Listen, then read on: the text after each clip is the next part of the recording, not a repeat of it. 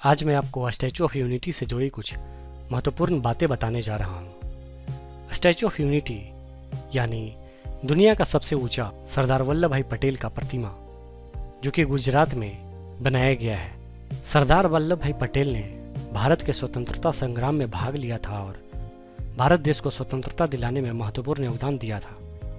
भारत के स्वतंत्र होने के बाद भारत के सैकड़ों रियासतों को भारत में विलय करने में जिस विवेक, समझदारी, दृढ़ निश्चय, कठिन परिश्रम और लगन का परिचय दिया, जिसके कारण उन्हें भारत का लौह पुरुष भी कहा जाता है। सरदार वल्लभ भाई पटेल भारत के पहले गृह मंत्री भी थे। सरदार पटेल की महानता के चलते ही एक यादगार रूप में नर्मदा नदी के तट पर उनकी बहुविशाल, सुंदर और भव्य प्रतिमा बनाई गई है, जिसको स्टैचू ऑफ यूनिटी का नाम दिया गया है। यह प्रतिमा नर्मदा नदी पर सरदार सरोवर बांध से 3 किलोमीटर की दूरी पर स्थित है। आपको मैं यहाँ पे बता दूं कि स्टैचू ऑफ यूनिटी जो है वो देखने में बहुत ज़्यादा अद्भुत है और इसको काफ़ी दूर से देखा जा सकता है। प्रतिमा की कुल ऊंचाई 182 मीटर के करीब है। इसे विश्व की विशालतम प्रतिमा माना जा रहा है। सरदार वल्लभ भाई पटेल की स्टैचू ऑफ यूनिटी का कुल वजन 1700 टन है। मूर्ति की पैर की ऊंचाई 80 फीट है, हाथ की ऊंचाई 70 फीट, कंधे की ऊंचाई 140 फीट और चेहरे की ऊंचाई 70 फीट है। स्टैचू ऑफ यूनिटी न्यूयॉर्क में स्थित प्रसिद्ध स्टैचू ऑफ लिबर्टी के आकार से लगभग दोगुना ऊंची है।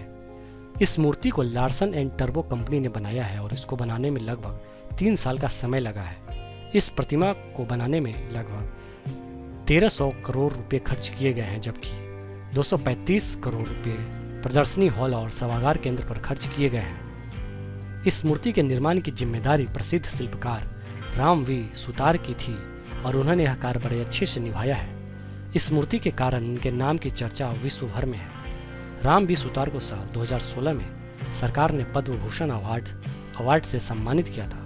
इसके अलावा वे बॉम्बे आर्ट सोसाइटी के लाइफ टाइम अचीवमेंट समेत अन्य पुरस्कारों से भी नवाजे गए थे। हाल के दिनों में राम वी सुतार अब मुंबई के समुद्र में लगने वाले शिवाजी की प्रतिमा की डिजाइन करने में भी जुटे हुए हैं। तो आज मैंने आपको बताया स्टैचू ऑफ यूनिटी के बारे में।